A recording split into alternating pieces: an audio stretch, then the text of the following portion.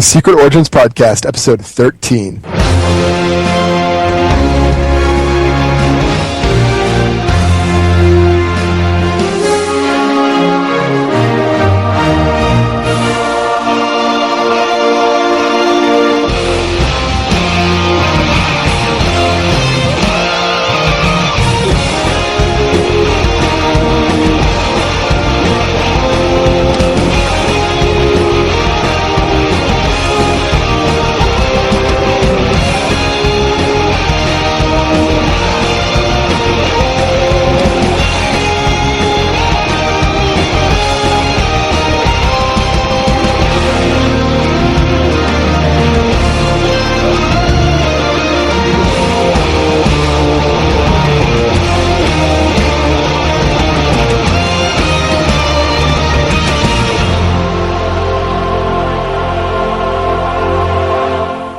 Hello and welcome to episode 13 of the Secret Origins Podcast. We have now gone unlimited. I am your host, DFJ Mike, and joining me is Lupus Convoy. Hello, sir. Hello, sir. How goes? It goes. Don't really want to talk too much about this, but we are both jealous of everyone that's at a certain convention this weekend.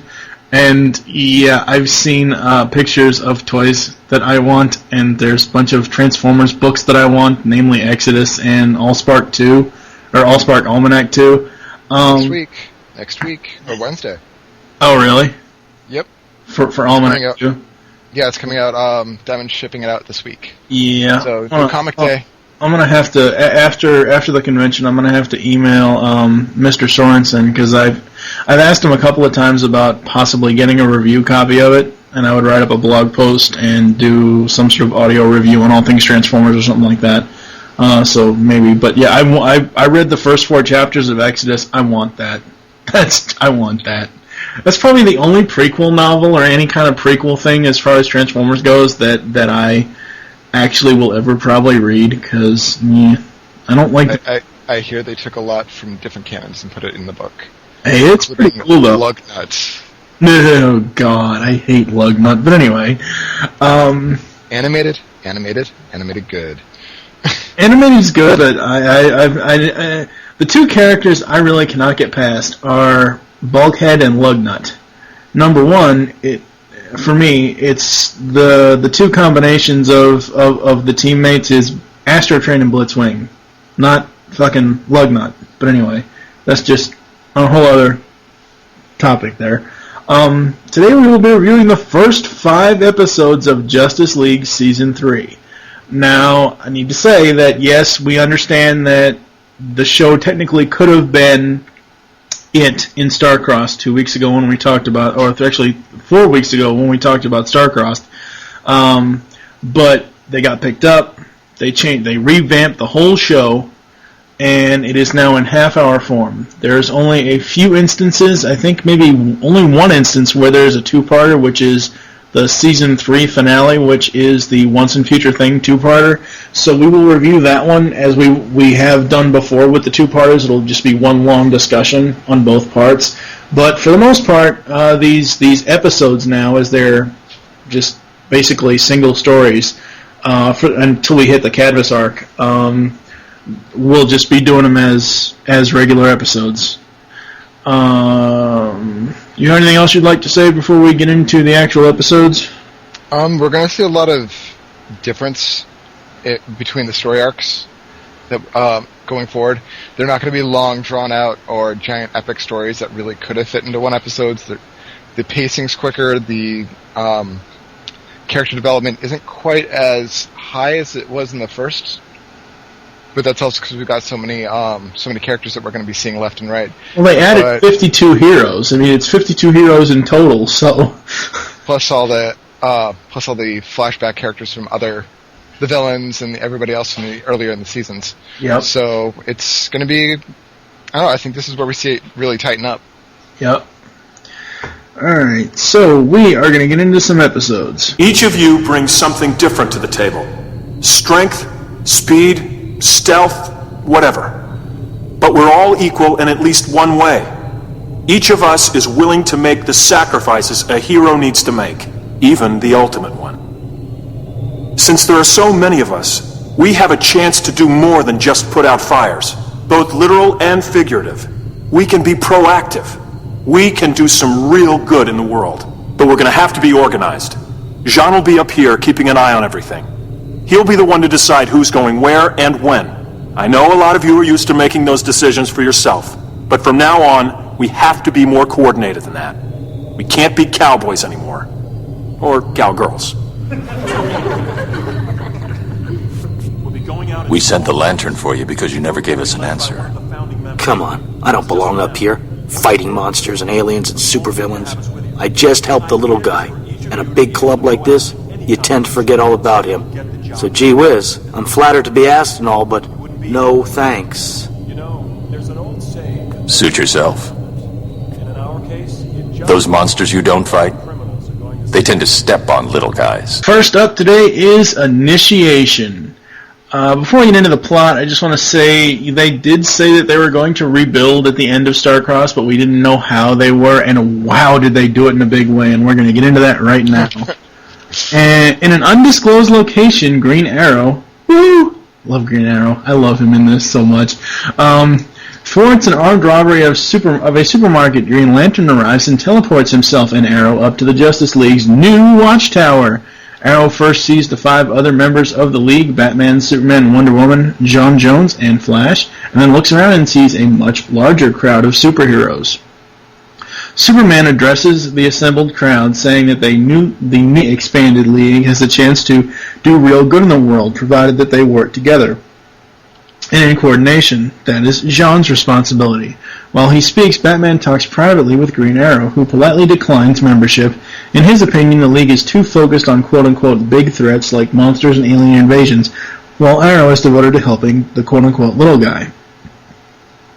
Jean hands out a mission to a nuclear signature is moving across the region in Southeast Asia. Lantern, Captain Atom, and Supergirl are chosen to investigate.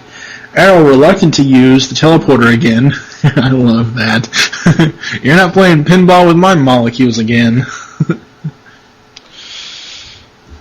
Focus, Lupus, focus. I am focused. Turn that damn Twitter application off. It is. And insists on hitching a ride home in the Javelin. On the way, Lantern and Captain Atom explain that the country they are visiting is notoriously xenophobic, and that it is a criminal act for United States citizens to go there. Arriving, the team is attacked by country's military forces. Their commander, General Kwan, orders his men to stand down and apologizes firmly and rejects their offer of help and tells them to leave. Jean tells them that they can't go against the government's wishes, but Arrow is unwilling to accept this and strikes out on his own. He sees Kwan's forces evacuating peasants across a bridge when a truck spins out of control. Arrow helps save the driver. Angrily, Kwan insists that everything is under control. And then a gigantic nuclear-powered robot, wonder if it transforms, appears, spraying destruction everywhere. The rest of the team arrives. Captain Atom attempts to absorb the robot's energy, but there is too much for him to handle. Likewise, the robot is too strong for Supergirl. Well, she is a carbon copy of Kal-El, but anyway. And Lantern is seriously injured. The team finds a group of the country's scientists who admit that they built the robot to, quote, protect us from the foreigners, but they lost control and have carbon rods that will disable the robot's reactor, but they have to be inserted into a cavity in its chest. Captain Atom takes the rods and says he has to try, even though the heat from the reactor may destroy him. On his attempt, the heat ruptures his containment suit, and he has to fly into the atmosphere where there is an explosion of energy. Captain Atom go boom. Enraged, Supergirl flies at the robot and is unable to stop it. Green Arrow picks up the remaining 3 rods and tries to shoot them into the cavity with his bow, but misses twice. Breaking the last rod into pieces, he latches a piece of it to the end of his arrow and makes the shot. The robot shuts down and Supergirl demolishes it. League scientists manage to recapture most of Captain Atom in space and are in the process of replacing him in a new suit. Lantern tells Supergirl that she acted recklessly, but she did a good job. Batman asks Arrow how he feels now about joining the League. Arrow is still hesitant, but changes his mind when he catches sight of Black Canary. Suiting up in the locker room. That's it. Your thoughts, sir? Okay, Green Arrow fighting lower class criminals. Mm-hmm. That was pretty cool. How aerodynamic really are punching glove arrows? Really? Just the characters that I understand who they are now, like Atom Smasher, Stars and Stripes, Elastic Man. Mm-hmm. Just so many people there that I wish I could have freeze framed and gone through everything. It was kind of like watching like reading the old Dreamwave comics, mm-hmm. where they'd have just random characters in the background and be like, "Ooh, who's that? Ooh, who's that?" I'm sorry to interrupt you. When we do our season 3 recap, and I've already grabbed it, but the special features audio, yeah, you need to make sure that you watch all the special features, because there's one, not Unlimited Reserve, I don't know, it's something that's on the first disc, I believe. It's like Going Unlimited or something, and they're talking about this whole thing and what you're mentioning. And Stan Berkowitz said, you look at these things, you look at a crowd shot, and you see, Captain Atom with Booster Gold and just all these other heroes that you would have never seen animated before, and that's what they were going for in this show. I do remember that there's it's really hard to find, but there's Drawing the DC Animated Way, mm-hmm. that came out well before, I think it's just when Superman was starting to come out, and it's got a lot of those characters. Yep. So, like Wildcat and Santana, and just lots of really cool things. Mm-hmm. Let's see. What else we got? The thing that is kind of bothering me is that we're getting a lot of spoilers now in the opening. Well, okay, yeah, and they mentioned that in some of the... There's 2 commentaries on the first disc. There's one for The Return and the one for This Little Piggy. They mentioned that they tried not to do so much spoiler shots, but sometimes it just couldn't be helped. Yeah. When I first originally had the individual season sets before I had the complete series, and I went from JL to JLU, I felt the same way. Now, I like it because it's part of the show. It gives you a glimpse into what you're going to get, but it doesn't give you everything. It kind of gives you a little teaser image. Now, I'm sure there are going to be some episodes where there's more spoiler images than probably need be, but what else? Stop twittering. I'm not twittering. Let's see. GL totally pumping out energy. Okay, this size of the watchtower, it's not just big, like the first one was pretty big. This thing's got its own series of satellites. Yeah, see, that was one of my notes, because the way I've taken my notes and the way I've taken my notes for the entire show is I take it as I watch them. So I have like 6 notes before I get to that, because it's like when GL the other thing. No, I'll mention that later. Whoa, that's a bigger, badder, more impressive watchtower. I wonder what that cost Bruce. 2 line items of the art. Yeah. And at first, when I first saw the watchtower, when I was just watching it for enjoyment before I even thought up this podcast, I didn't really notice the other 2 satellites. And I just saw the giant scope of the watchtower, and I'm like, holy shit! It's huge. Yeah, it's huge. Let's see. Okay, you cannot tell me that this isn't like China. Oh, it so is. It is. It's over the top China. Yeah. Let's see. Okay, the giant monster. I'm going to the evil dark side of Marvel Comics on this one, but the first thing I thought of when I saw it was Holocaust from Age of Apocalypse. You're gonna have to give me some more context on that. He's basically just he's a one-armed giant suit of armor that is a skeleton inside and atomic radiation. Oh, you mean Apocalypse, like as in the '90s X-Men cartoon Apocalypse? Yeah, like the '90s cartoons, X-Men Alpha. It might have been actually in the X-Men animation. Well, there was in the X-Men 1992 series, Apocalypse was in there, but I mean, is that what you're talking about? That there was a offshoot comic line where I think it was for almost a year, where in the story arc, Professor X died way back in history and whole alternate reality. But he was one of the Horsemen of Apocalypse who killed most of humanity. Yeah. But I actually sent you a copy of. I'm looking at it now. And that was the first thing I thought of when I saw him. Just, oh my god, it's Holocaust. I thought it was interesting that, the Justice League's big bad superheroes, yay, everyone loves them. Apparently not all nations appreciate them. And it's very nice that they actually have that, okay, the country doesn't appreciate us, they don't want to deal with us, okay, we can deal with that. Get the hell back on the Javelin. That becomes, I'm sorry to interrupt you again, but that becomes a mainstay plot thread throughout the entire rest of the series, especially when we get to the Cadmus arc. Yep. But yeah, I mean, because, you go from 7 people to over 50, you're basically considered an army, and they bring that up in later episodes, but continue, sorry. Okay, so the point where Green Arrow leaves with the Geiger counter. Really? They only have one Geiger counter? We know where the budget went, so... yeah. I was expecting a PKE meter, actually. It also kind of looked like a Mega Supreme in one shot for some reason. You mean the giant robot? Yeah.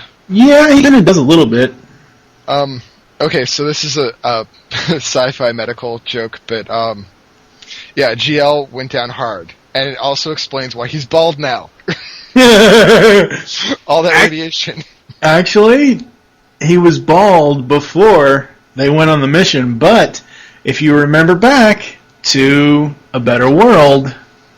Oh, that's true. Remember back to A Better World, the alternate GL was bald and had a goatee.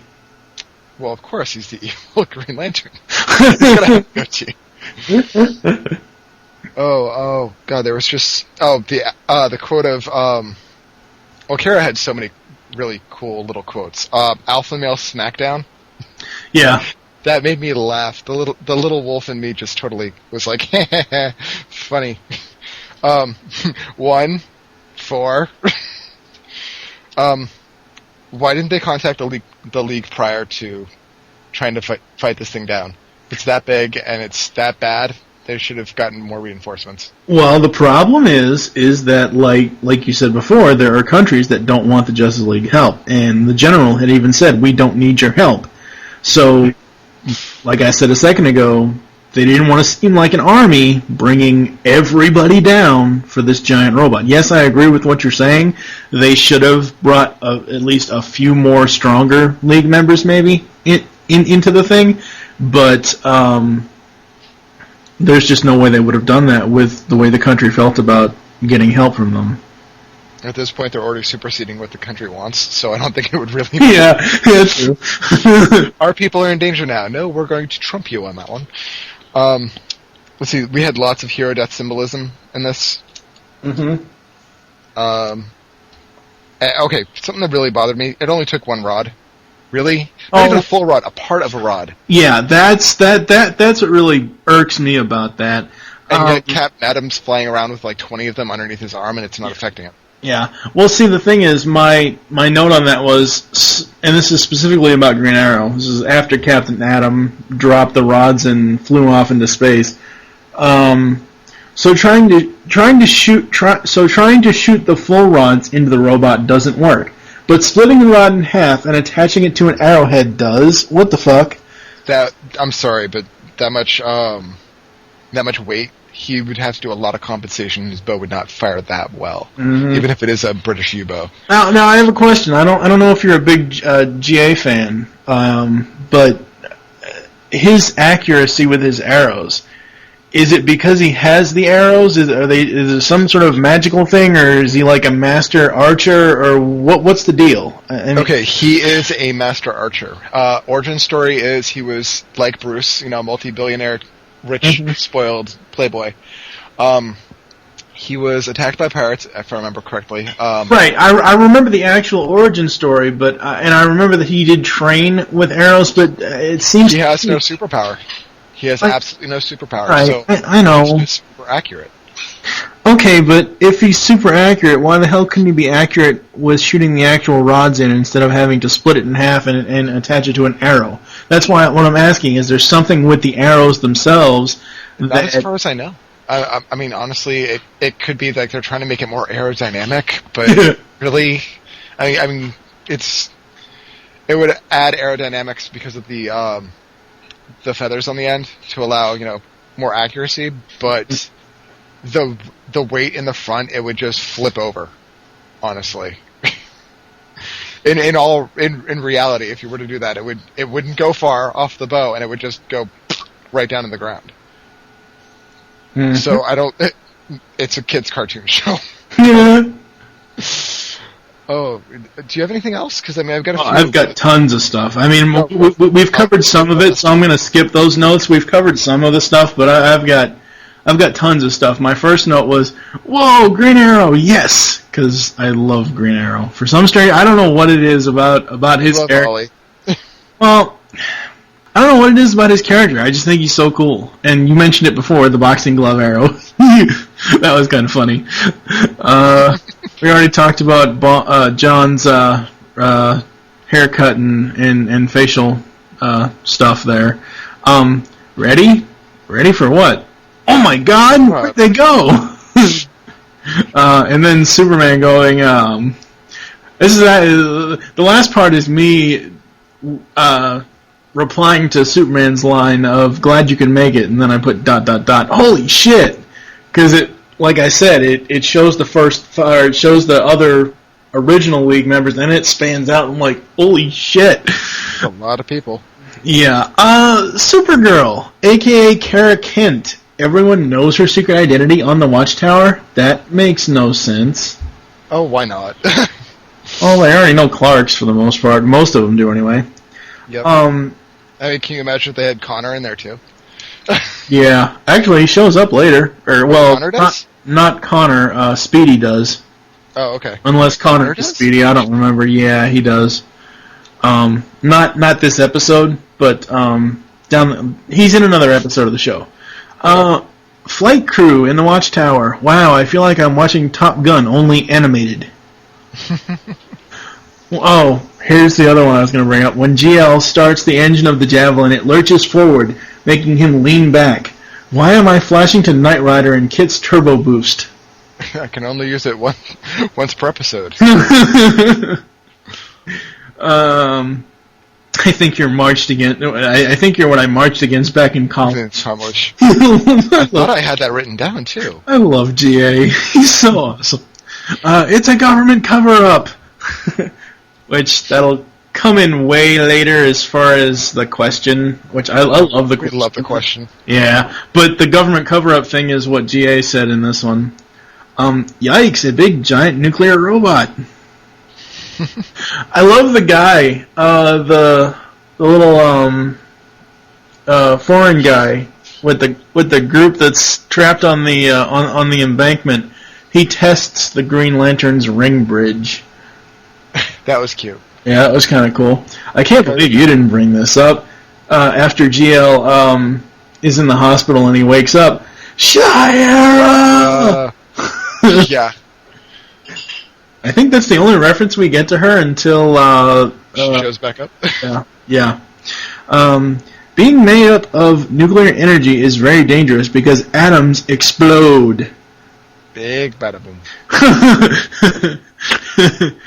Wow. Yeah. I don't think we needed the Lilu reference. Thank you very much. Multipass. Supergirl gets scolded and commended at the same time. Okay. At the end, I have two more, but that's it. The Batman Green Arrow exchange is very cool. However, after it happens, watching Batman just walk around the Watchtower, just in general, is very strange to me. He's imposing fear on the rest of the on the people, just to make sure they know exactly where their place is. Overall, I think this was a very excellent start to the new season, to the technically new show. The 30-minute type styling of single-story episodes works well. We do get to see the previous League members, or the original League members, I should say. What's left of them? Well, come on now. Hey, there's shirt somebody. Wait. Okay, so is it just me, or is it great that there's Batman and Green Arrow, the two guys without any superpowers, that are the best known guys without superpowers, and they're just chilling out at the gym. And they're the ones that are interacting the most and arguing about if Green Arrow should join or shouldn't. A lot of what I've noticed about the JLU cartoon, the unlimited version of Justice League, is that between Green Arrow, Green Lantern, and Batman, they have the most interaction throughout the show. The GL Batman stuff will come in once we get to Once and Future thing, because that's predominantly a Batman Green Lantern episode. And may I just say, yes, straight people got that wonderful shot of Diana, but we got that great shot of Ollie. Yes! Finally some eye candy. Wait, what? Huh? The shower scene. All the girls and all the gay guys got plenty of eye candy with just Green Arrow coming out of that shower. Oh, yeah, okay. You guys got that great shot of Black Canary bending over. Oh, well, she didn't really bend over. She kneeled. She was sitting down and she bent over to pull up her stocking.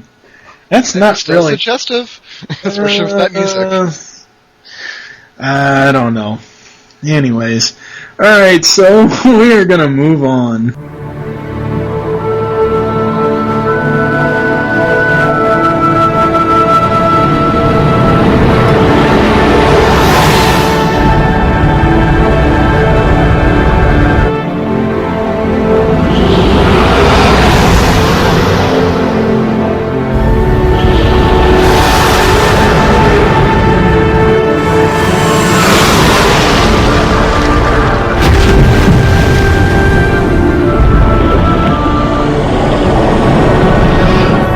Sharp on the turn, don't you think? Sorry if I scared you.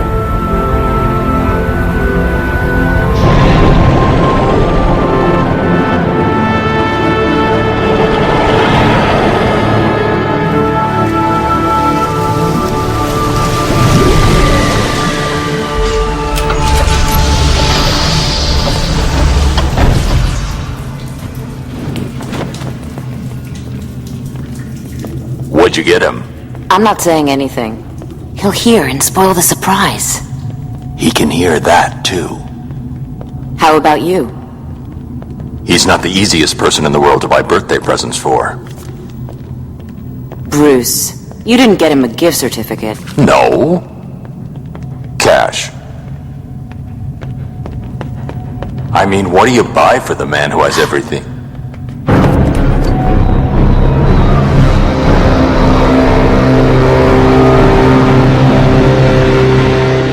Next up, we have For the Man Who Has Everything. Batman and Wonder Woman have arrived at the Fortress of Solitude to pay their respects to Superman on his birthday. Upon arrival, they discover their Justice League teammate is standing in place, unaware of his surroundings and under the spell of a mysterious and alien-looking organism. What they do not immediately realize is that the last son of Krypton has been subdued by the Black Mercy, a plant from a distant galaxy that renders its victims helpless and delusional in a dream world created for their heart's desires. Superman is now trapped in his mind in a most tantalizing prison, a Krypton that never exploded. While in his mind, Kal-El is married to a Kryptonian woman named Loana, and has a little boy named Van-El. In the real world, Superman is still incapacitated as Mongul appears before Batman and Wonder Woman to reveal the origins of the plant. With Superman trapped in a world he himself has created, Mongul presumes that conquering the Earth will now be exceedingly simple. Batman tries futilely to buy time and gather clues about the plant, but Wonder Woman's rage cannot be contained. She engages Mongul, though it is apparent from the start that she is overmatched. Kal-El's journey of the mind takes him before his father Jor-El, now a tired old man forever shamed by his premature warnings of Krypton's destruction. However, Superman now sees the cracks in his false reality, and perhaps the words of his friend Batman bringing in the real world are starting to slip through into his subconscious. Batman pulls frantically at the Black Mercy in the real world as Kal-El, now realizing he is simply imagining his new life, tearfully says goodbye to a son who can never really exist. The Mercy comes free, but immediately clamps onto the chest of Batman, who now slips into his own dream world, a world where Thomas Wayne retaliated and overpowered the gunman that killed his wife and himself in reality. However, like Superman's dream, it turned sour when the gunman regained himself and shot Thomas. Superman tears after Mongul, and a brutally beaten Wonder Woman crawls to Batman's side to help him snap out of his dream world. Superman batters the would-be tyrant, even resorting to using his heat vision to burn Mongul's chest.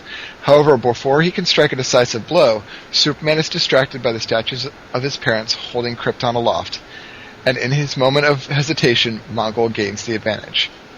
By now, Wonder Woman has helped Batman break free of the Mercy's illusion. Just before Mongul can slaughter Superman, the villain looks up to see Batman and Wonder Woman and a familiar plant falling towards him. The plant strikes, freezing Mongul in place and putting him under the spell of the Black Mercy. As the heroes ponder just what it is that Mongul's heart and mind is causing him to experience, Batman comments, "Whatever it is, it's too good for him." Mongul looks beaten but seemingly satisfied as cries of agony of dying people and sounds of war echo in his mind. Your thoughts, sir? Hey, Lupus, here's your invisible jet in all capital letters. Yes!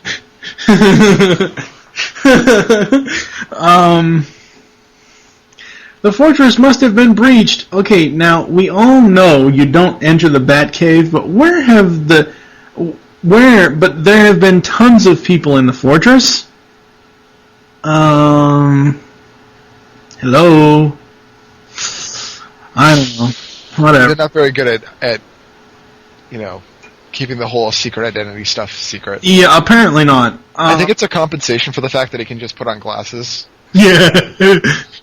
Yeah.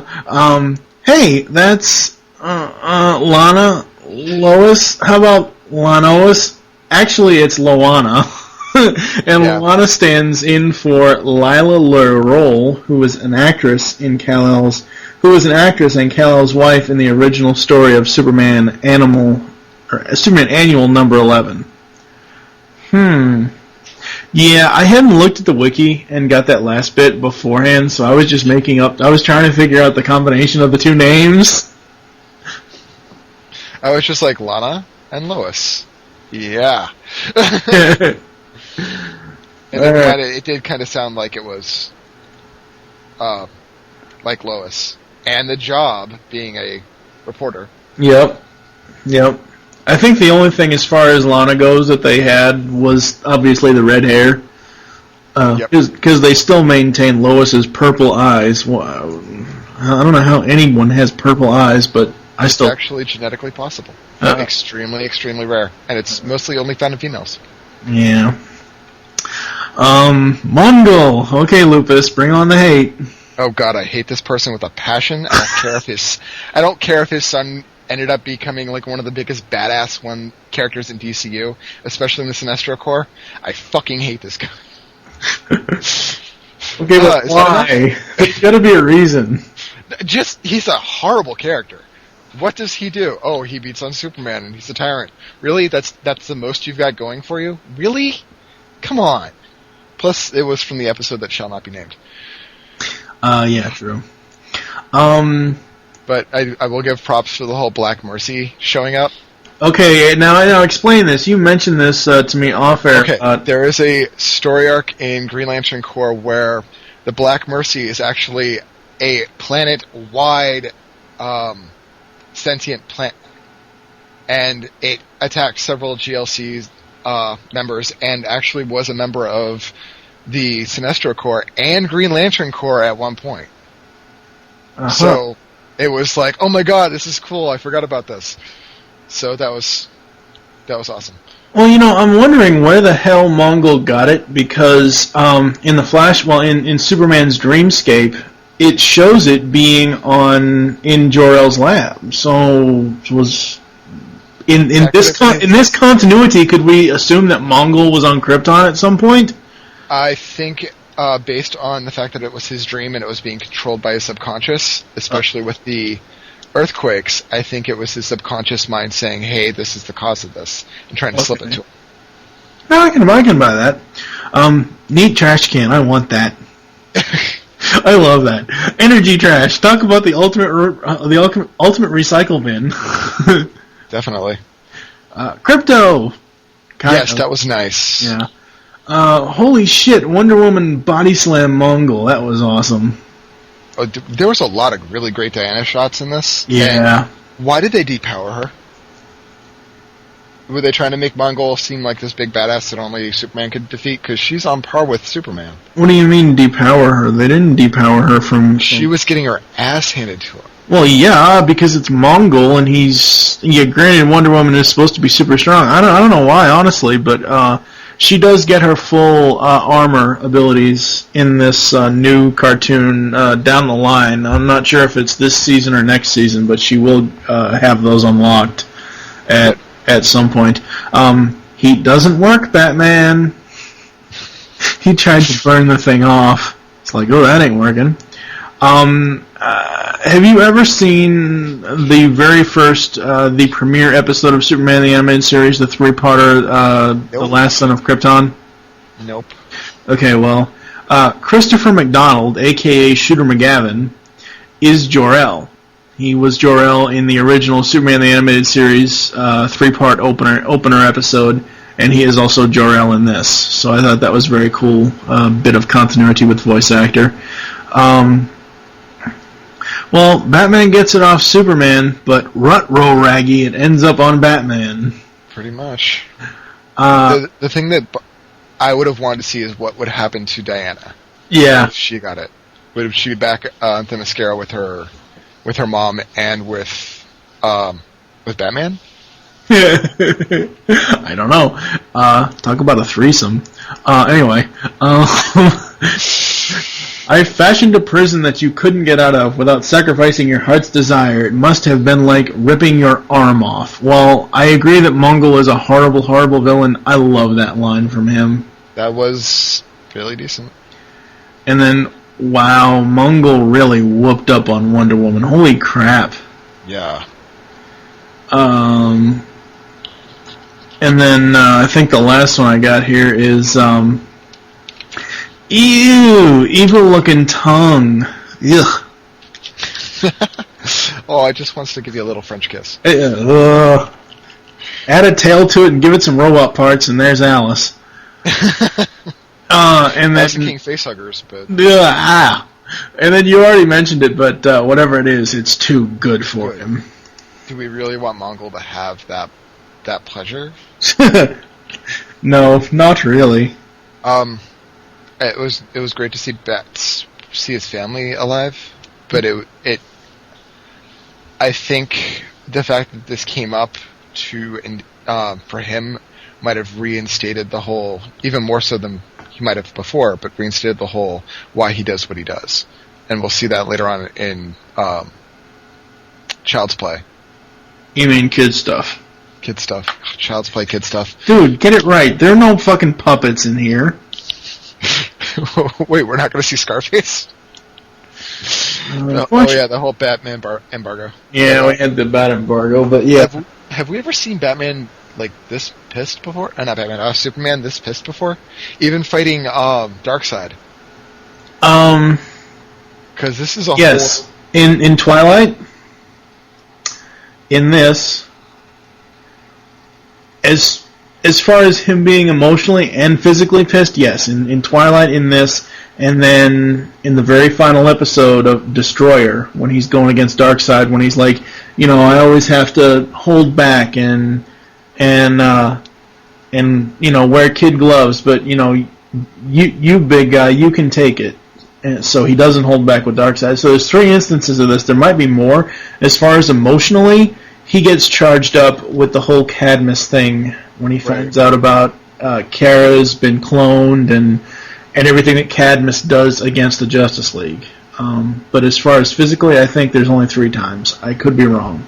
Okay, it just seemed like this is a whole new. But it was interesting to find out that he didn't lobotomize Mongul. Well, alright, now wait. He used his heat vision on his chest, but he... Right. I was wondering to see if he would go to the point where he would lobotomize him. No. Because that was something that was brought up in the earlier seasons when the Flash supposedly died in the alternate universe. Well, yeah, but again, the key word there is alternate universe. And the reason why he didn't lobotomize Mongul is the only thing I can assume is that because of what comes up later of Question and everybody finding out about the alternate universe. And, the whole lines that could be drawn that because Luthor and the League are pushing, or Luthor and Cadmus are pushing the League, that what would Superman do now? So that's the only reason why I don't think he did lobotomize Mongul. And you knew as soon as Wonder Woman ripped off the tongue-lashing plant that she was going to put it on him. So, I don't know. That's all I got. Alright, we are going to move on. You must stop this! I must do nothing! I don't take orders from women!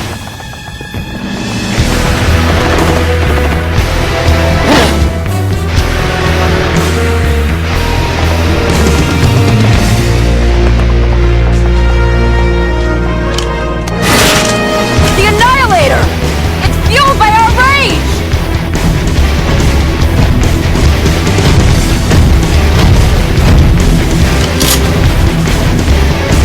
Lower your weapons! You don't have a chance like that, so try it my way! Lower your weapons!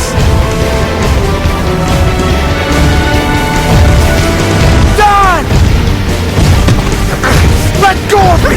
He's weak! He'll get himself killed! Done!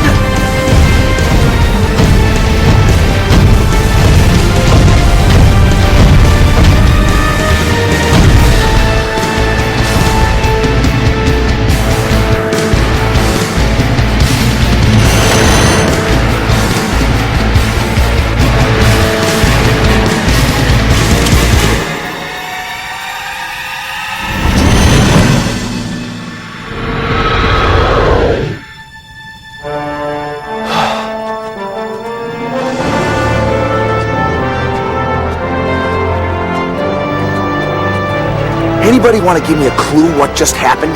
Sometimes it takes more strength not to fight. Okay, next we have Hawk and Dove, which we know isn't a personal favorite of somebody, but... Okay, in his workshop, Hephaestus, the Greek god, is putting the finishing touches on a breastplate. Ares, another Greek god, do we see a trend, appears and demands his special order. Hephaestus finishes assembling his latest creation, the Annihilator, a gigantic suit of armor. To test it, Ares draws his sword, and the Annihilator springs to life, attacking him until he calls it off.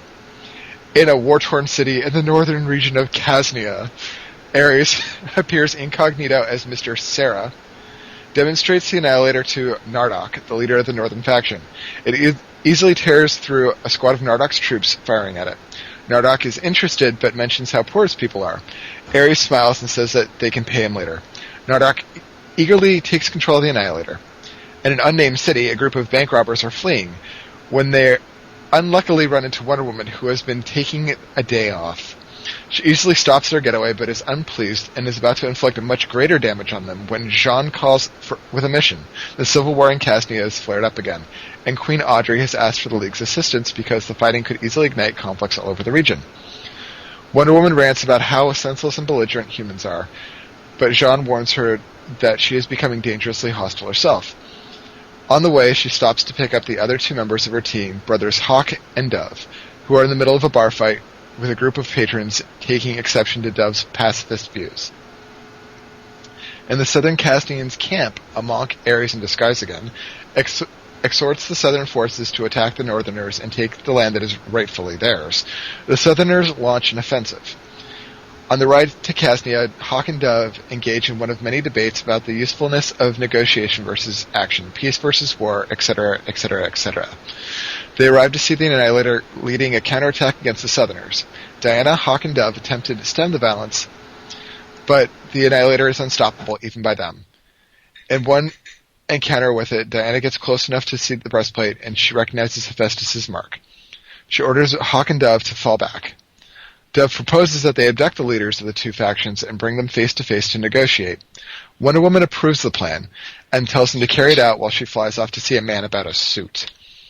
The southern forces fall back and the fighting dies down. Incredulous, Ares demands to know why Nardoc has not pushed ahead to capture the Southerners' camp, which has enough weapons to equip even a greater offensive.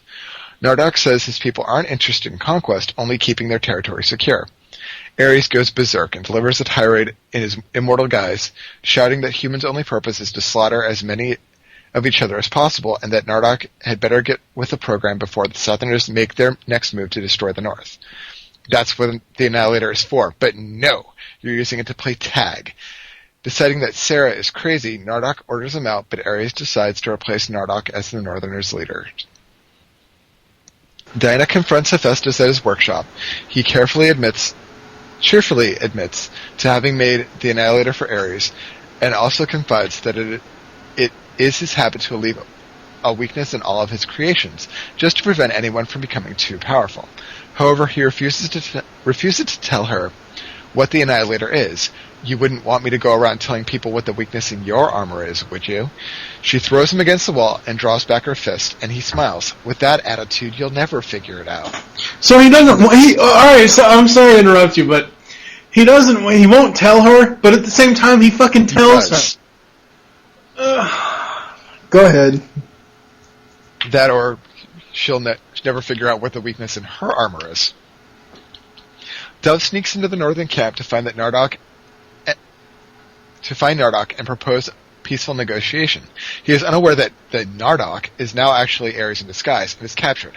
In the southern camp, Hawk grabs the leader, but suddenly the camp is under attack by the Northerners. In the lead is an Annihilator with Dove tied to its front. Hawk tries to subdue the Southerners to keep them from firing at it, but the fighting is soon out of control. Diana arrives and tells the soldiers that they are being used.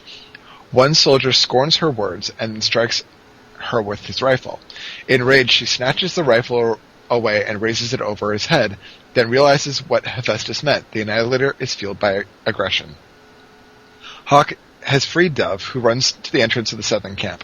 As the Annihilator approaches, Dove tells the guards to lower their weapons, as they don't believe him, but he says that they can't defeat it anyway, so they might as well give it a try. As the Annihilator bears down on Dove, Hawk rushes towards his brother, but Diana holds him back. The guards lower their weapons, the Annihilator raises a fist to smash Dove, and then powers down, deprived of its fuel. Ares, enraged, appears in his full divine regalia, telling both sides to keep fighting. Seeing that they have been used, both sides stand down. Ares vows he will be back, finding a war to start wherever there's prejudice, misery, and inequality. Diana vows back that she'll be waiting. Ares disappears. With the fighting over, the Casnians withdraw, and the League bids farewell to the country. Okay, that's your thought. You know how you feel? Exactly. I hate this episode. It was not the best. I cannot stand this episode. The only good thing is that you have a role reversal between Fred Savage and his older brother from Wonder Years. You have Fred Savage being the aggressor and the older brother, who I forget what his damn name is. I forgot to write it down. I forget who the voice actor is as the pacifist. But I don't have too many notes for this one. First of all, Diana looks hot in that outfit she was in on her day off. I agree. Yes. Secondly, holy crap, she's taking on some of Batman's traits. You didn't answer your summons. Out now. Well, if they are dating. Yeah, true. Anyways, for me, this one was kind of boring. It's basically a Maid of Honor Part 3 without Audrey. I mean, there is mention of Queen Audrey, but it's... Yeah, it was quick and I missed it, honestly. Yeah. Although it does give good history on Wonder Woman, as far as it brings up her armor, as we will see in a later episode where she will get her full power. Yep. I'll also say that throughout this episode, the music themes were awesome. Just the battle themes and just the background music in general. But as far as the overall plot, I hated it. See, I'm torn on it. It wasn't that bad. It wasn't that great. It wasn't something for me to write home about. I will say, however, that the Hephaestus was spot frickin' on. I loved it. And the reason I say this is because I'm Mr. Pagan Celt, Greek reconstructionist. I know my Greek myths, and the fact that they made him lame and ugly, and they made the subtle animosity between him and Ares was awesome. And for those that don't know, Hephaestus is basically married to the goddess of love and beauty, the hottest chick ever, and it's a trophy wife. She was given to him. He desperately loves her. She scorns him left and right and is sleeping with Ares. And Hephaestus knows it. So it's interesting to see that little animosity and the fact that he's willing to give that little tidbit of information to Diana. Well, the thing about Hephaestus or Hediphus or however the hell you say his damn name, and I did read that in the wiki about that, but the thing about him is, according to the wiki on this episode, like you were saying, he is married to the goddess of love, or the god of love, whatever. But, she's beautiful. He's kind of ugly. He's ugly. I guess you could say. There's no way around it. He is ugly. All right, he's ugly. But he makes beautiful works of art. Yep. So, there you go. But she never sees that. I don't think that we ever see Ares again in the series. I'm not sure if we see... I can hope, because I don't like him. Yeah. I don't think we see Hephaestus. I'm not sure. But we will see the Annihilator again. I believe it's in Task Force X we will see the Annihilator again. Yes, I don't care. This episode is so stupid. Okay, really quick, Hawk and Dove's transformation sequence, very much like something out of Tenchi Muyo. For the Japanese, especially Tenchi Muyo and Love, the movie.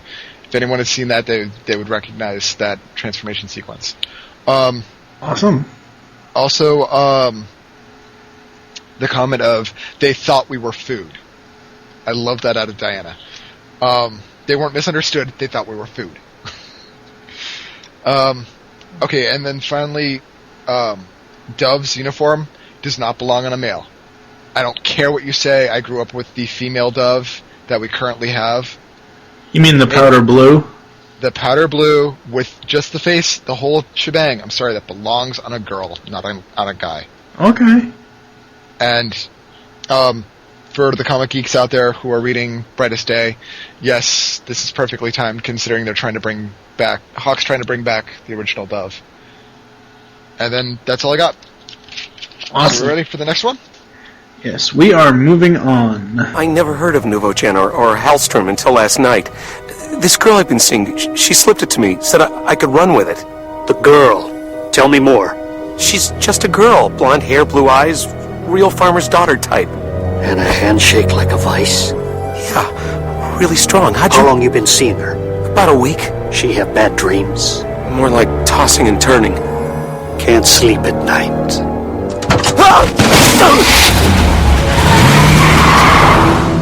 Hallstrom was getting drowned in emails from their legal department. Sounds like they were scared he was going to blow the whistle on something. Doesn't say what. I don't believe it. That crazy old Hardcastle was right. These guys claim they're splicing heartier tomatoes. But really, they've been experimenting with metahuman DNA. Not just any DNA. My DNA. Look. This folder was marked Metropolis Training Exercises. It's me. A little more mature than you. But I see your point. They cloned me. We must have some sort of psychic link. That's why I'm seeing things I didn't do.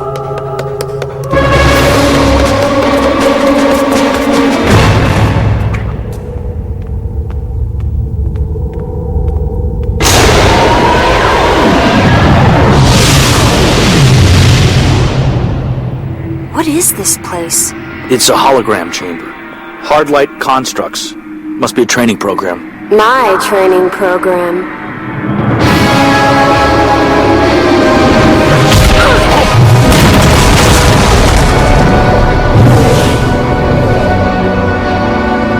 So, what do you think?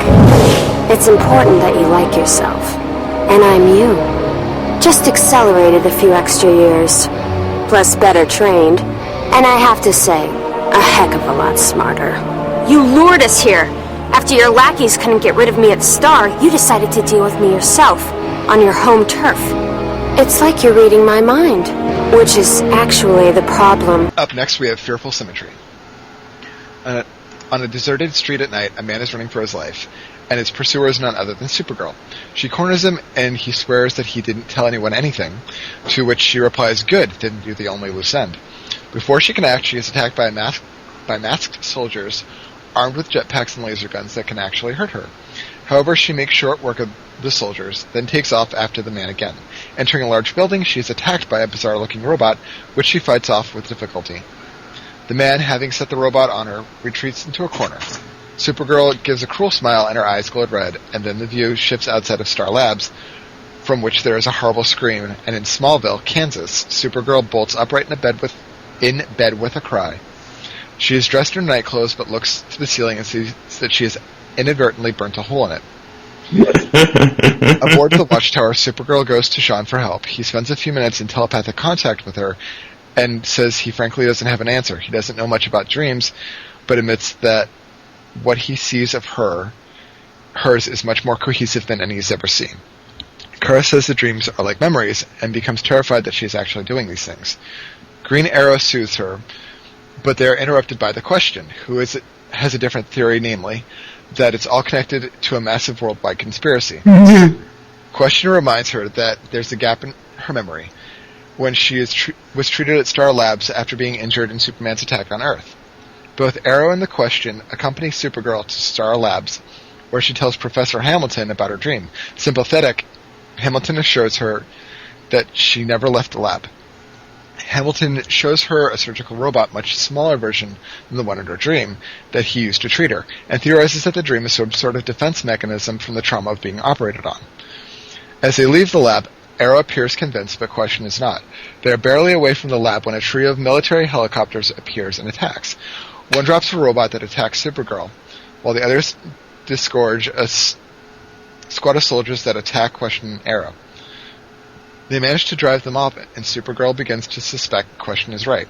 The robot is a Z-8, which the League buys from the military for training purposes in bulk quantity. Question reveals that the officer in charge of the Z-8 project is none other than General Hardcastle, who commanded the military response to Superman's attack. The trio confront Hardcastle, living in a retirement in the country.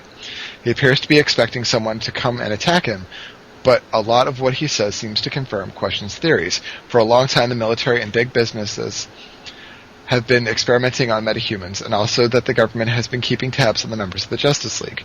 Hardcastle himself has been involved in these projects, but whatever is happening now started after he retired. The trio leave disappointed. A short time later, someone who enters Hardcastle's home introduces herself as Tia. The spitting image is Supergirl, but with a different costume. Dun dun dun! In the watchtower, Kara starts awake after falling asleep on a desk. Instinctively, she knows that Hardcastle is dead. Jean calls Question's quarters with a new lead. A news program has reported the disappearance of a man named Gilbert Hallstrom, whose photograph Jean recognizes as the man from Supergirl's dream. Arrow and Supergirl are interested in the company Hallstrom worked for, a genetics firm called Nuvogen. But Question is more interested in the fact that only one news network had the story. Question kidnaps the reporter Lasser and interrogates him. Lasser says that the girl he's been seeing gave him the story, blonde hair, blue eyes, and a real farmer's daughter type. Arrow and Kara realize infiltrate Nuvogen and find evidence that they've been experimented with Kara's DNA. Kara realizes that they've cloned her. She sees file footage of the clone in action during a training exercise that matches her dreams, and that she must have had some kind of psychic link with the clone. Hearing someone coming, they run into another room and stumble into a holographic chamber simulating Metropolis. Then they are confronted by Tia, and realized that it was a trap. She says that as long as Supergirl has a window into her mind, Tia can't operate in secret. Kara fights, but is outmatched. Tia is physically older and thus stronger than her and is trained as much more of a ruthless fighter. Kara is on the ropes when Question appears and reveals that Tia herself has been having sleepless nights. The connection runs both ways, and Tia has been receiving insight of what is like to have Supergirl's conscience, which is definitely a handicap for an assassin. Tia hesitates, giving Supergirl the chance to counterattack. Somewhere, a shadowy figure who is watching the fight via camera receives a telephone call and obeys his instructions, triggering the facility's self-destruct. Supergirl flies Question and Arrow away from the compound as it explodes. Supergirl reports to Professor Hamilton that searched the wreckage but never found Tia. Hamilton signs off in the company of 2 military officers, attends to Tia, who is lying on a bed in Star Labs, badly injured. Hamilton addresses her by her full name, Galatea. Yeah. Thoughts? Okay, now, when I first watched this, I hadn't, not when I watched it for this specific episode, but when I had very first seen this episode, I'm like, okay, why is Supergirl being evil? What's with the uniform change? Yeah, exactly. So those soldiers that are after her have the same flying jetpacks as the guys in Superman the Animated Series. Very awesome. There was an episode, I believe it was the first episode of Superman the Animated Series, when they introduced Kasnia as the de facto terrorist country in the DCAU. They had those same jetpacks.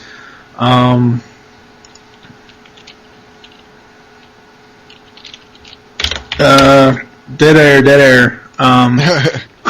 So I'll have to cut that. Holy shit. What the hell's wrong with you? Anyway, stop it. Oh, no, Knock it off. Damn it.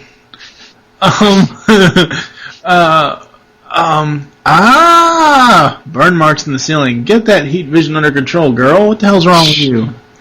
Papa's gonna be pissed.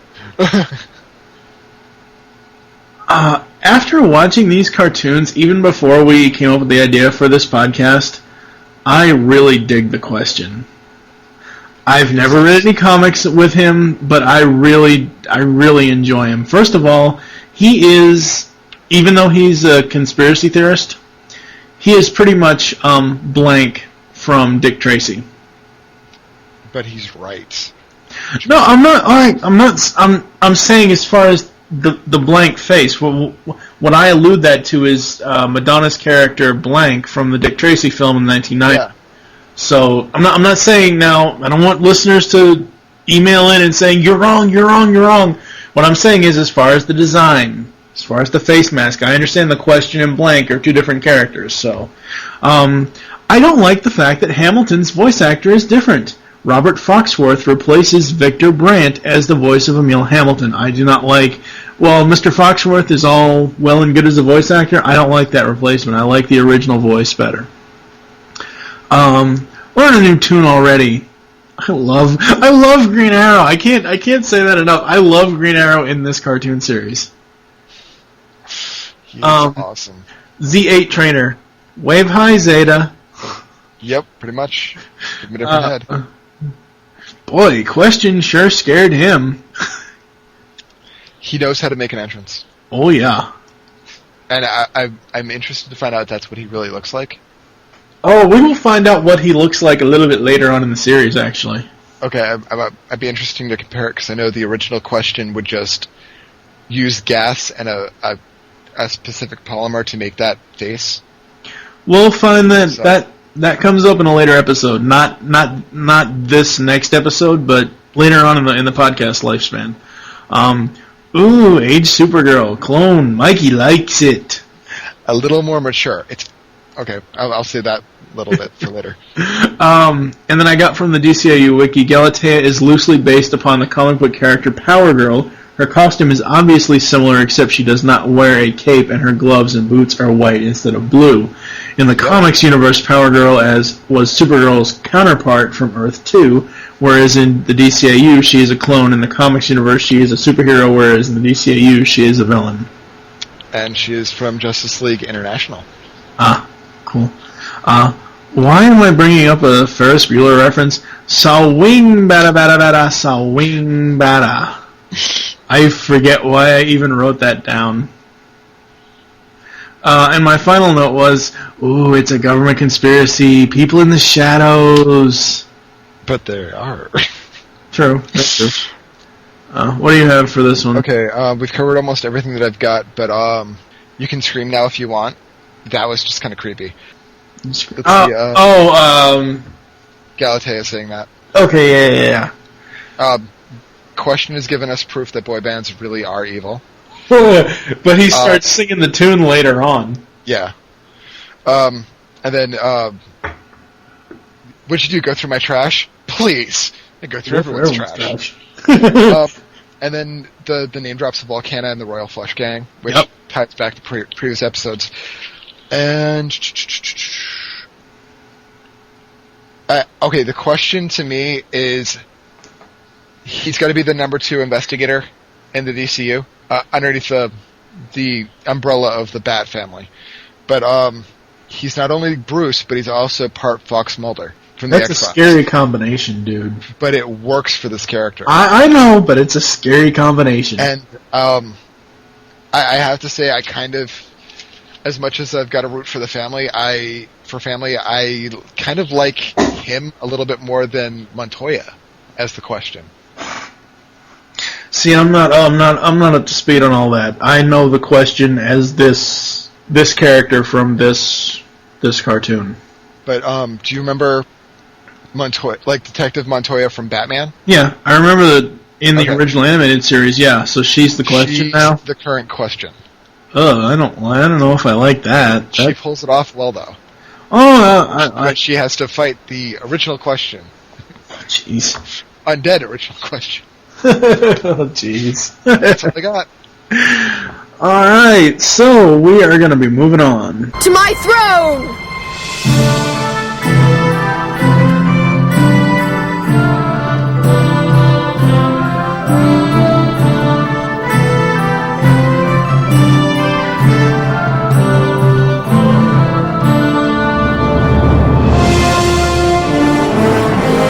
This better be temporary.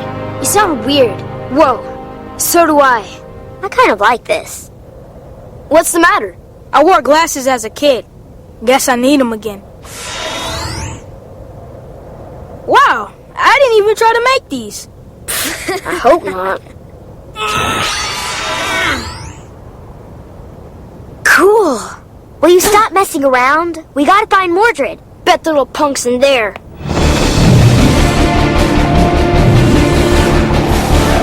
It's not a race.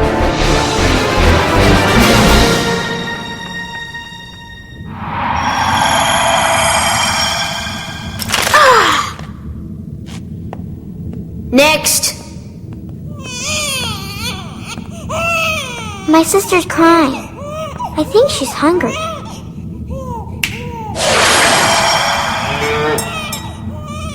Next.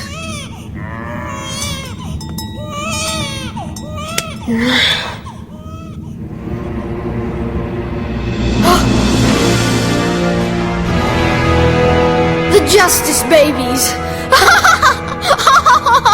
What are you laughing at, precious? You. Mother sent you, huh? She shouldn't send a boy to do a man's job.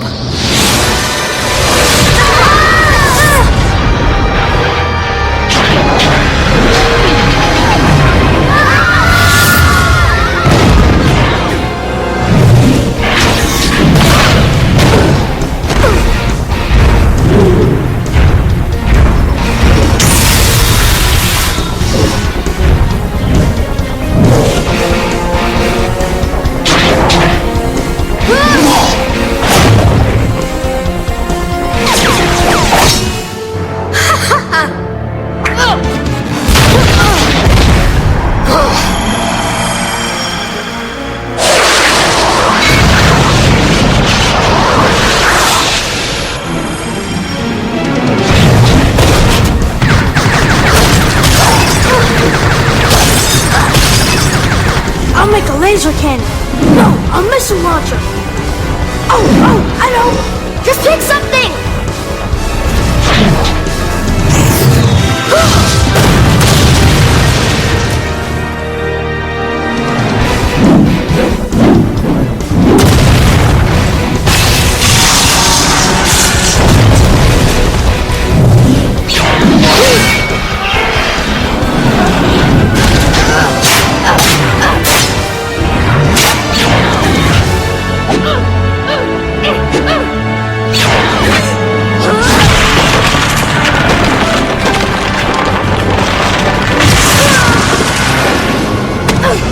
You okay, tough guy?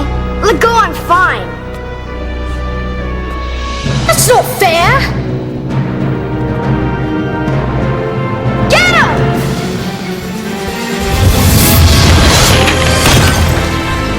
Playtime is over. You'll share the fate of all my enemies. Execution.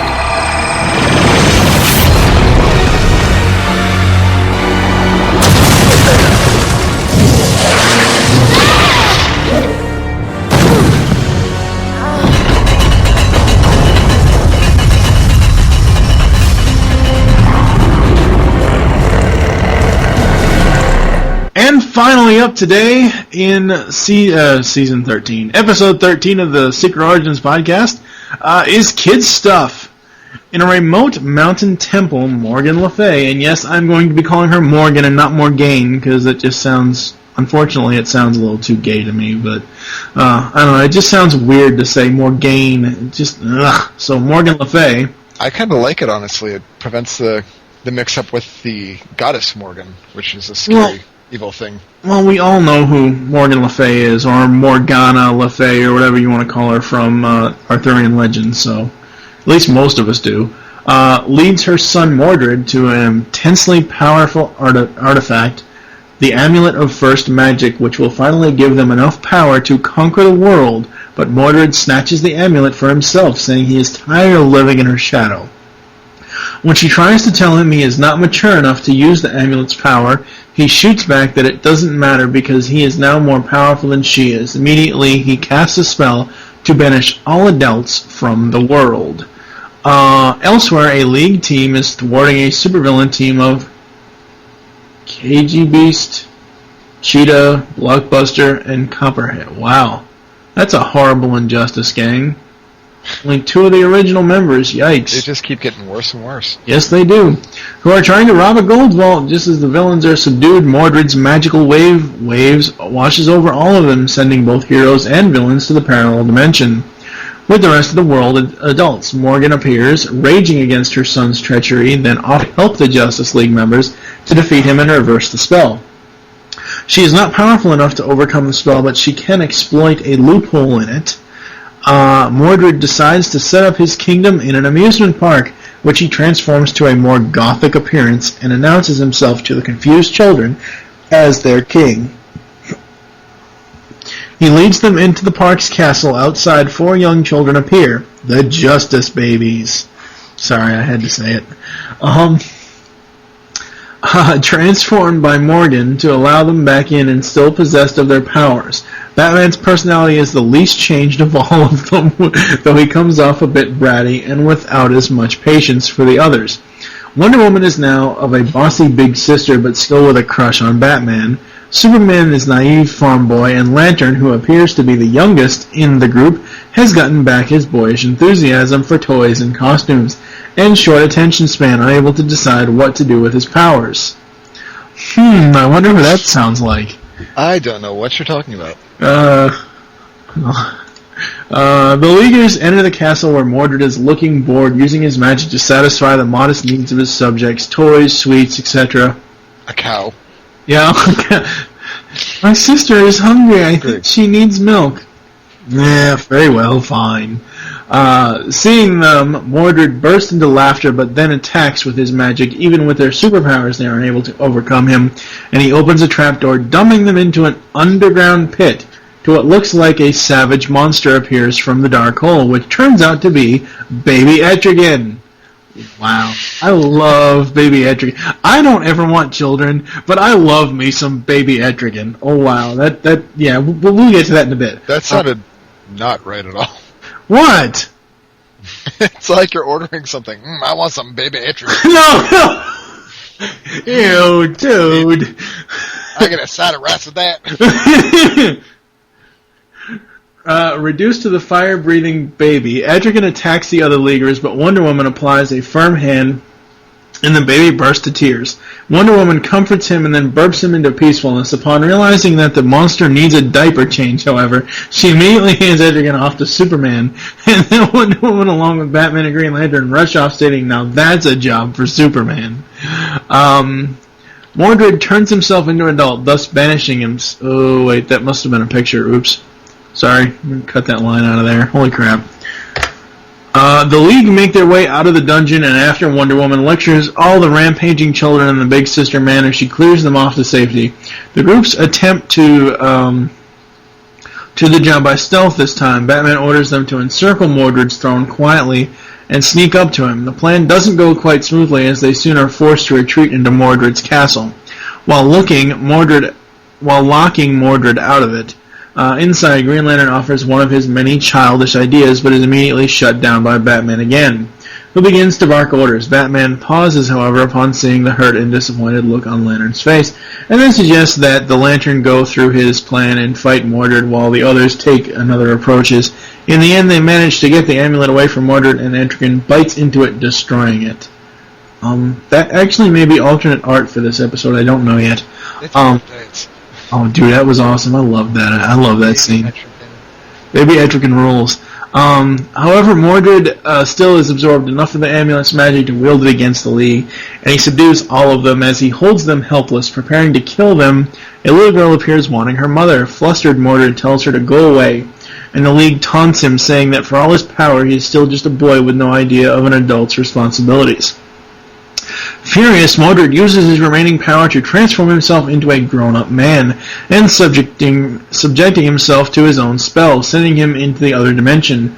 Morgan appears, telling him he has used up the last of the amulet's power. As he rages, Morgan says, more in sorrow than in anger, "Don't you realize what you've done?" What he's done, she explains as she restores the League and the world to normal, is to break the spell she cast, giving him eternal youth. Now all he has is eternal life. The League is not sure what this means. In a remote castle, Morgan returns to her son, now an impossibly old man, feeble and senile. "Don't you worry, baby," she says, wiping a drool from his chin. "Mummy's going to take good care of you from now on." Such a great job to begin with. Sorry, was that out loud? Huh? Was that out loud? I'm sorry, folks. Yes. I'm just going to go through these really quick, because I know you have quizzes you need to do, so. Eek! Morgan and the Brat are back. Ugh. I don't mind Morgan. I really like her. I don't like the kid. Yeah. Mummy, I want my kingdom now. Mummy, when am I getting my kingdom, Mummy? I want it now. Yeah. Sounds like a few people of the British royalty I know. Yeah, really. Ain't that the truth? Bad child, no sparing the rod here. Yikes, adults everywhere are going bye-bye.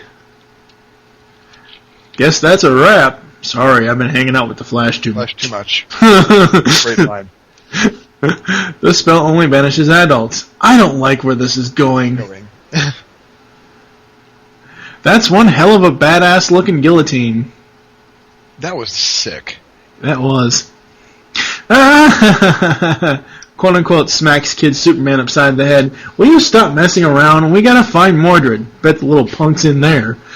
Okay, I will say that I really liked Kid Batman. Oh, dude, I'm getting to it. You okay, tough guy? Lego, I'm fine. Oh, baby Etrigan is awesome. And then, of course, he made the episode, honestly. Huh? He really did make the episode. Oh yeah. The character you would expect to see. And the GL surfboard, that was kind of cool. That was. That's the second time we've seen a surf/snowboard in the entire cartoon. So we know that he liked the extreme sports. Yes.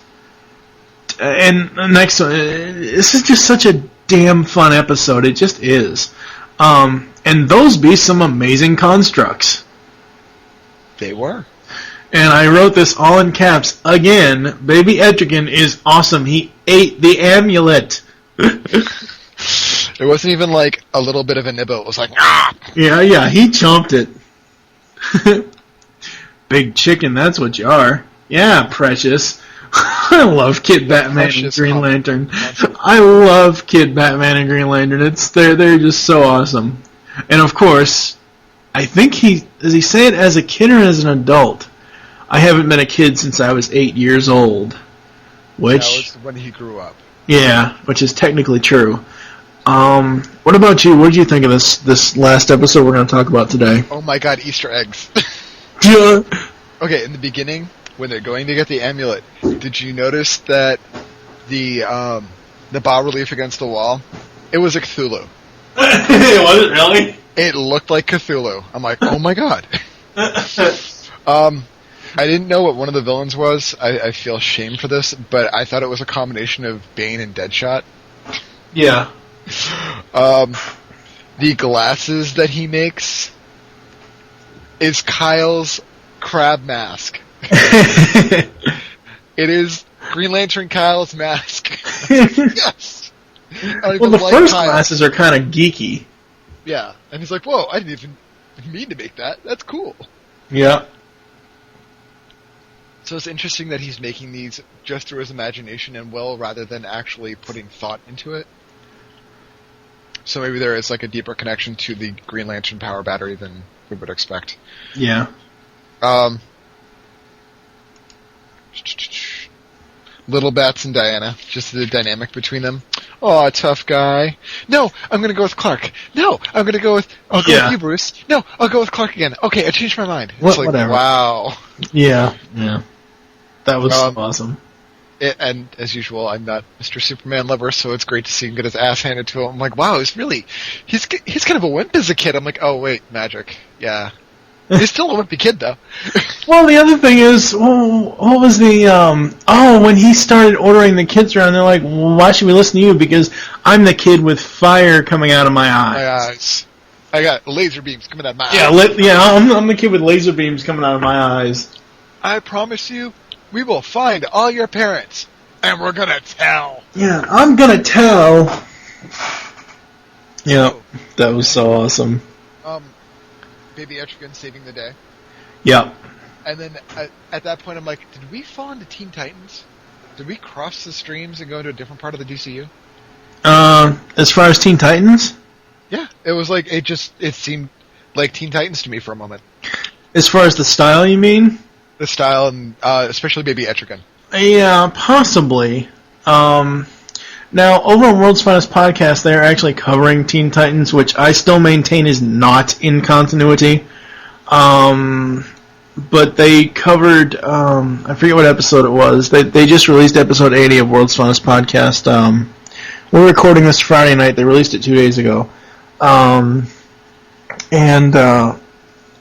They brought up something that is in continuity, or that brings there was a crossover episode, or some sort of stylish crossover episode where Dwayne McDuffie apparently said that they were trying to make it a crossover with Justice League or something, so that it actually... So they were trying to make the point that Teen Titans is actually in continuity, but I don't know. But yeah, it could be. I don't know. Not really, though. Well, they never actually broached the subject as to which Robin it was. And... Yeah, true. But maybe they would know better than I would, because they are much further into the DCU than I am. Mm-hmm. What else do we have? Okay, because I'm the Green Lantern geek. Giant Green Lantern robot versus the Knight. That was just awesome. Like, I was kind of expecting something like a giant Gundam, but still just missiles and Gatling guns and... Yeah. Okay, fire burps from Etrigan. Yeah, those are awesome. Soup stuck on the diaper duty. So we see them just totally running amok, all the kids running amok at one point, and I'm just thinking it's Lord of the Flies. Yeah. It's Lord of the Flies with superpowers. Yeah. There was a ton of Bruce and Diana shippy stuff. Like there was no getting away from it at any point. Oh, well, see, that's the thing that, Bruce, Tim, and the rest of them said that it was a possibility that they could be together. They kind of hinted at it. They were eventually, they were gonna make it, kind of do it.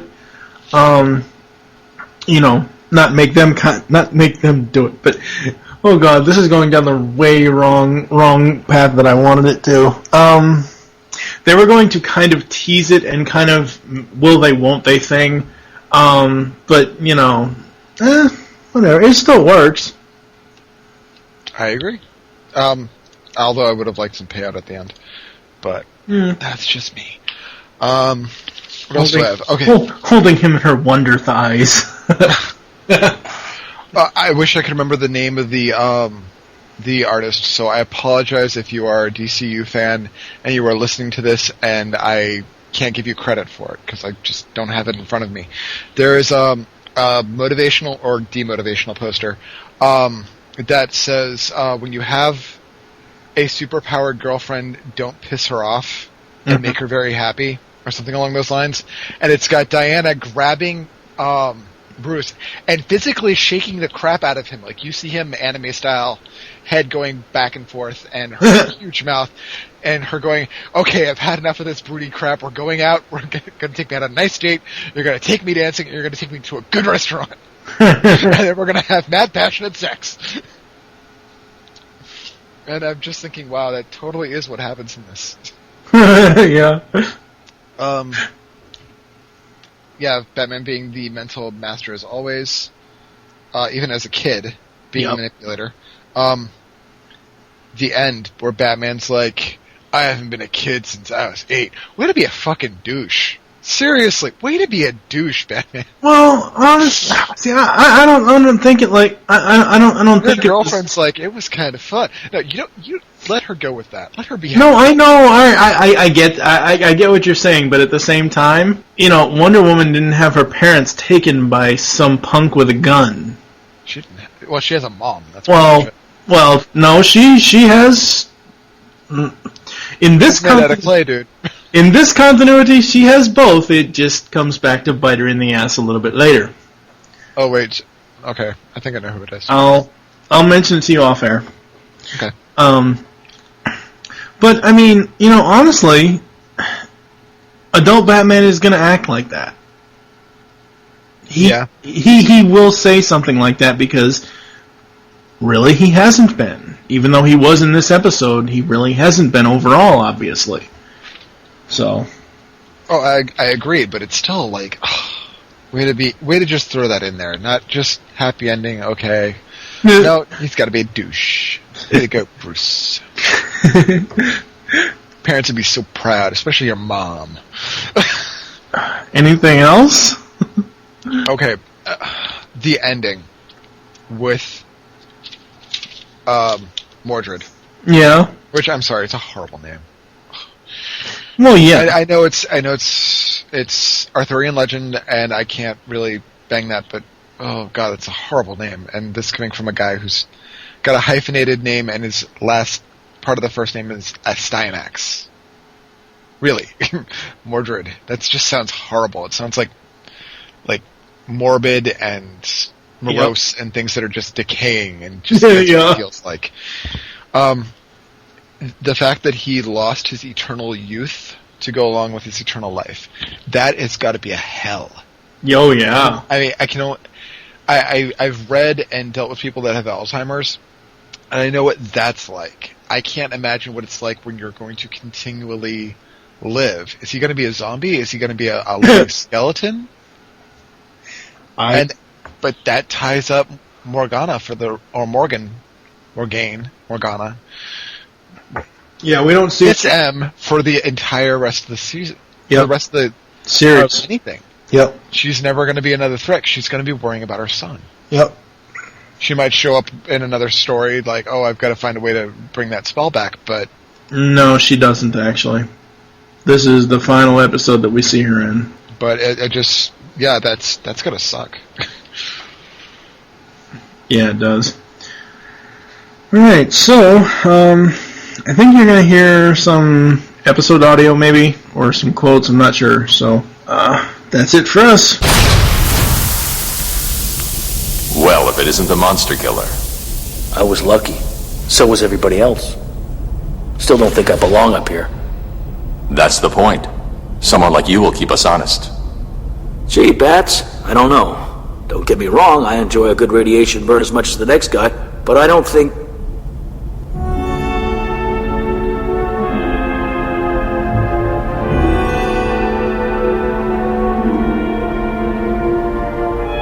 So, see you soon?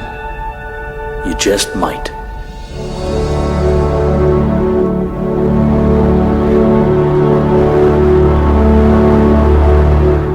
Well, before we close the show, what did you think of the overall, quote-unquote, I guess you could say quote-unquote new cartoon, but the overall continuation from Season 2 to Season 3? I think it's tighter, I think the pacing's a lot better, and we get a heavy... What's the word I'm looking for? A nice injection of new characters that we can really like. Yep. Especially Green Lantern, Green Arrow, Question... even, Captain Atom to a small degree, and Kara, which grows on you like a fungus. I don't like her until she changes into the skirt, but that doesn't happen until Season 4 or Season 5, so... I don't like that uniform on her. I like the other one when she changes to be more like Superman's uniform, but anyway. Yeah, I agree. It's a solid, start to a new show, to a new season, and it's so expansive and massive. I mean, that watchtower, oh my god. They have to have staff there because it's so friggin' big. Wow. It's huge. Yeah, very much so. So, thank you for joining us here on the Secret Origins podcast. There are several ways to get in contact with us or leave feedback for the show. Visit the website, geekcastradio.com. You can comment on each episode post. Join the forums, PredaconEmpire.com/Nexus. Leave the show's feedback in iTunes. Please do this. Follow us on Twitter. Secret Origins and TFG on Mike are mine. What is your Twitter? It is Caminiti Style. CAMINITISTYLE. Become a fan. USE. Become a fan on Facebook. Search Geekcast Radio Network. We hope you enjoyed this episode of the Secret Origins podcast and wish you'll join us next time. We will be reviewing 4 more episodes of Justice League Unlimited season. I'm just calling it Justice League. I don't care if it's Justice League Unlimited. 4 episodes of Justice League Season 3, which has now become Justice League Unlimited. Those being This Little Piggy, The Return, Sorry. The Greatest Story Never Told, and Ultimatum. For now, I am TFG1 Mike with Lupus Convoy. Thank you for listening. Until next time.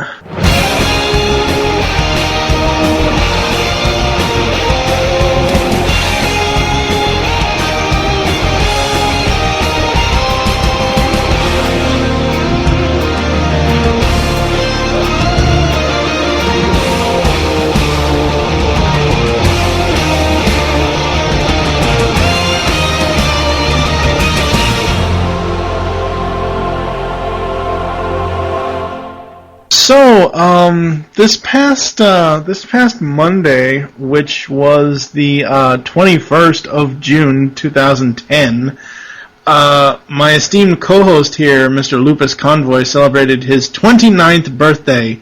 Happy birthday to you, happy birthday to you, happy birthday, Lupus, happy birthday to you. See, I told you there would be singing. I told you. Evil. I fucking told you. Evil. I told you on Twitter that there would be singing. You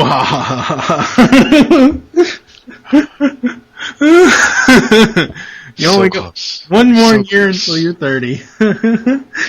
Not according to my stepdad. I'm still 24. No, you're not still 24. Anyway, so happy birthday, dude. Hope it was a good one. Thank you. Yeah. See you next week, or see you in 2 weeks, everybody. Bye, guys.